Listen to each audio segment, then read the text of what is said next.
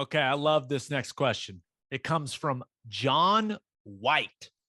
He says, Texas Tech announced a $200 million plan to upgrade facilities, which has me wondering what will be the best strategy moving forward for any football program?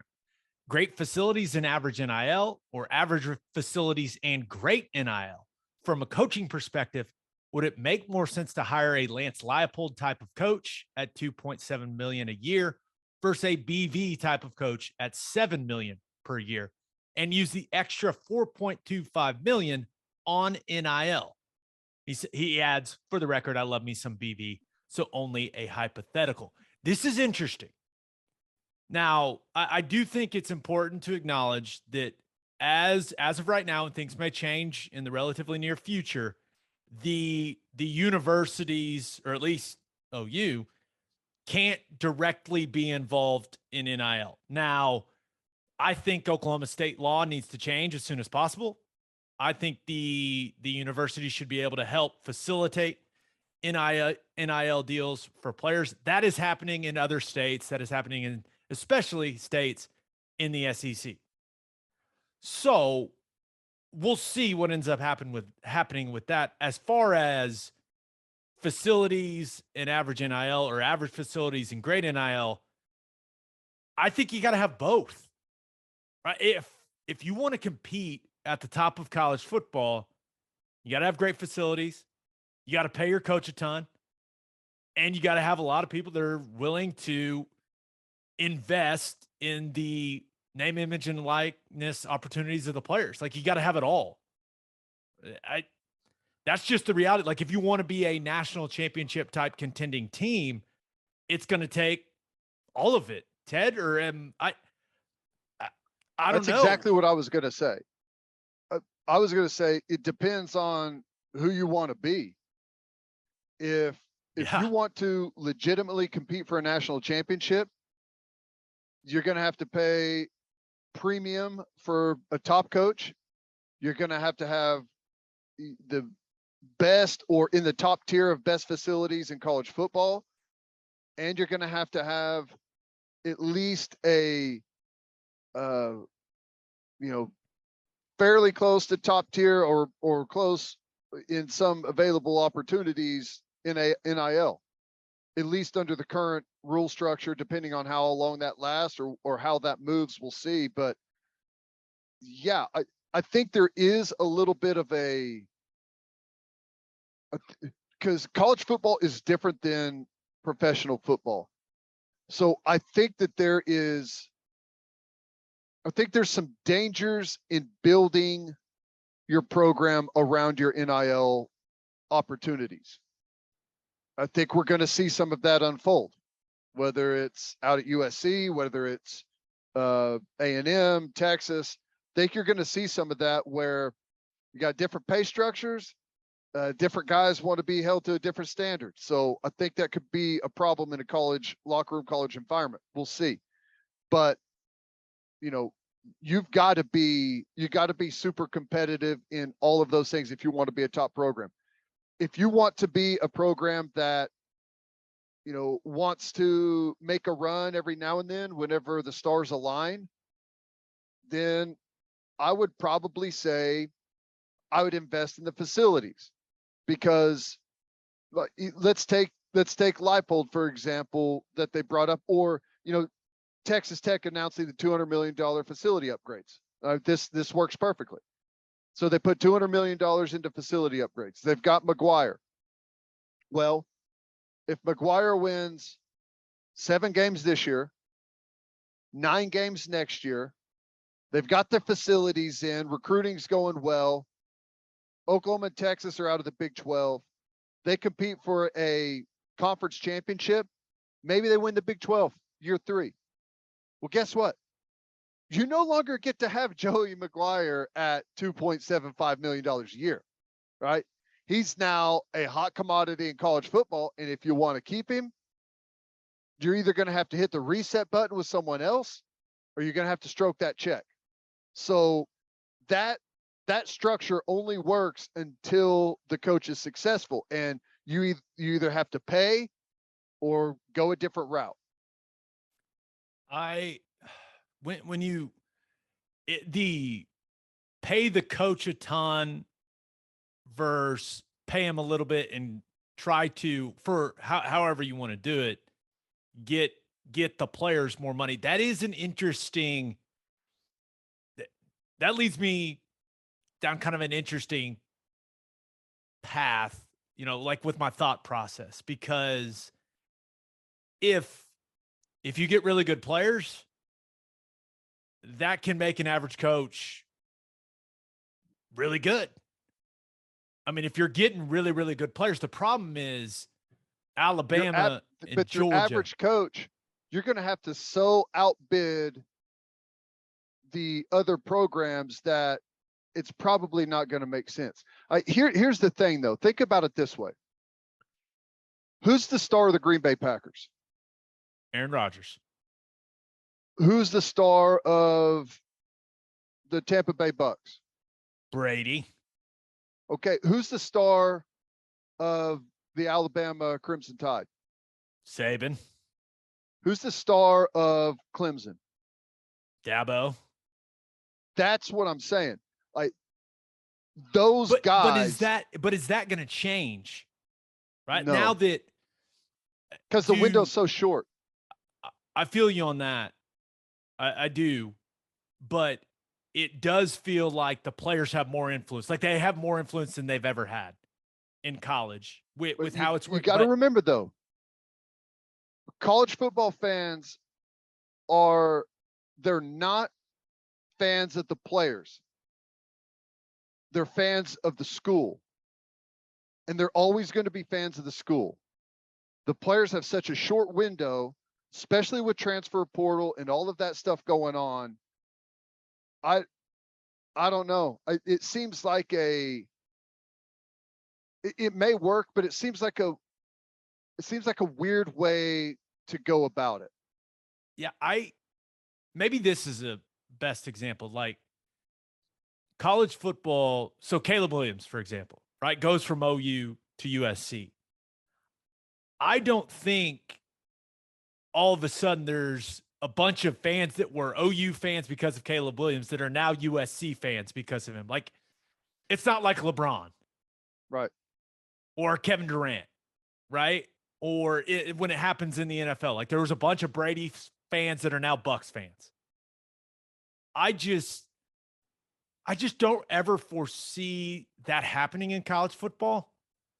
But I do think that for a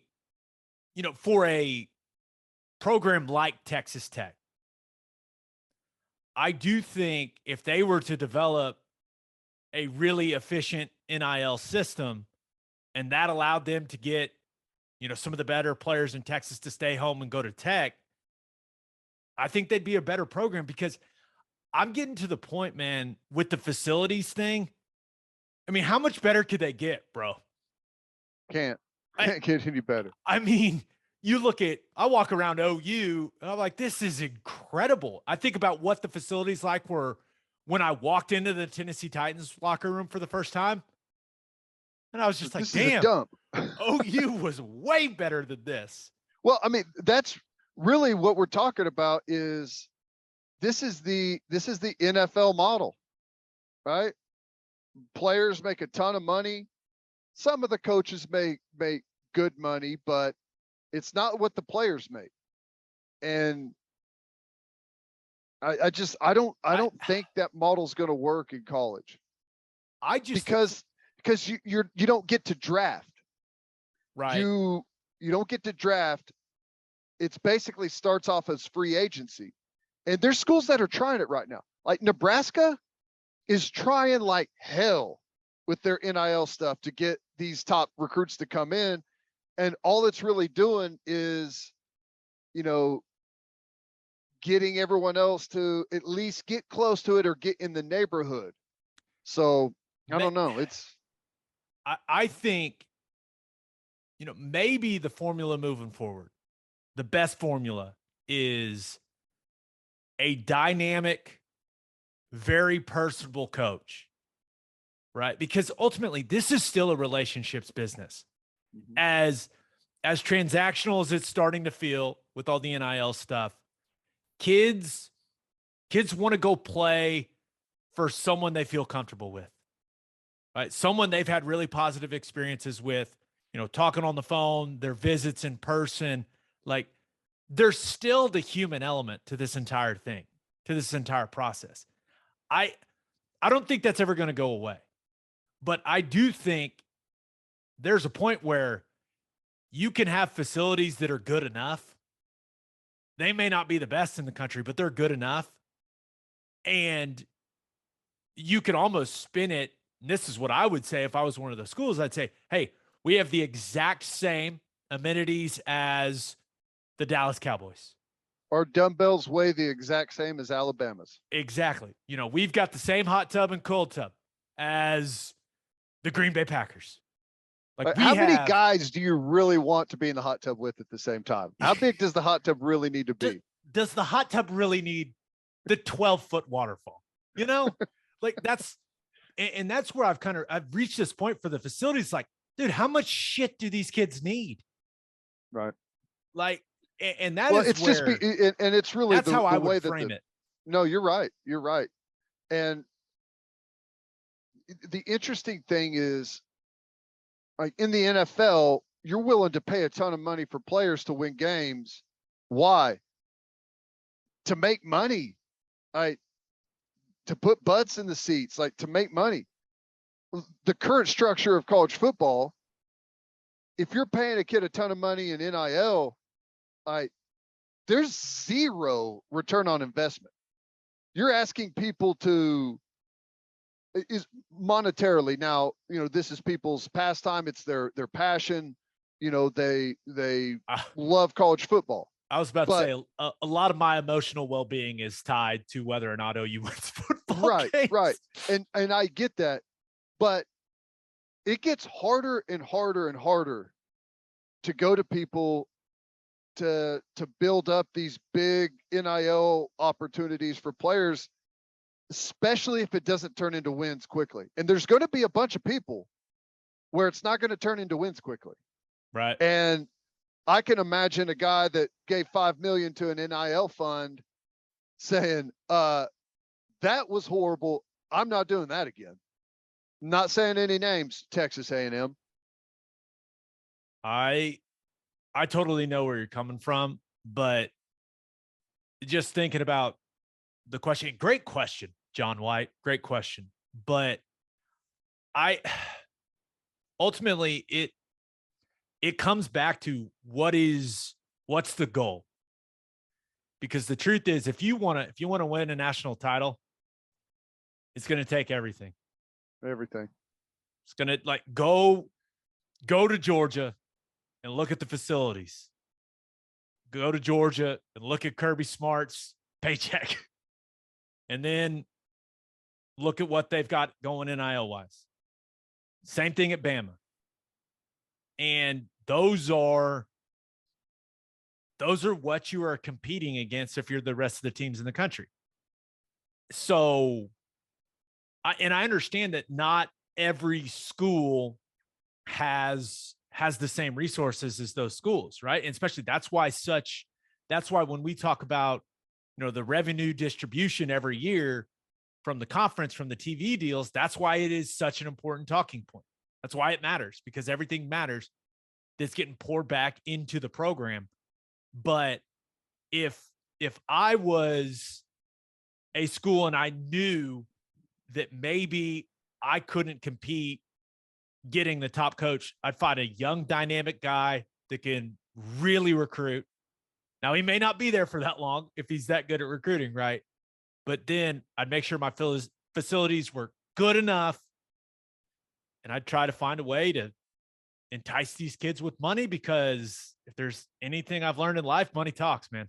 It does.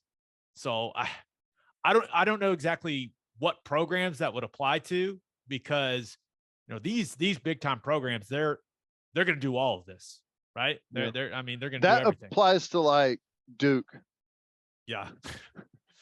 You need somewhere that's got a very, very wealthy alumni base, because all of the other Baylor. big schools, Baylor, yeah, all of the other big schools, they're going to be doing all of it. And hey, it's like Formula One, right? You got to have, would you rather have a great driver in a crappy car, or a crappy car, or a great car and a crappy driver? You got to have both to win. I mean, that's just how it's going to come down to it. Look at you, man. You're all in, aren't you? I'm all in. I'm going to try and tie everything back to Formula One. Have you decided who your guy is yet? Are you officially a Lewis Hamilton guy? I don't know. I told you, it was a really weird dynamic. It just happened to be a great race to watch, and they were battling for like second, third. Just from what I know about you and what I know about him, that is not the guy I expected you to pick, which makes it even better, man. I know. I didn't expect it either. I don't know. You never know. You go where you follow your heart. I love it, dude. Sports. That's what makes sports great.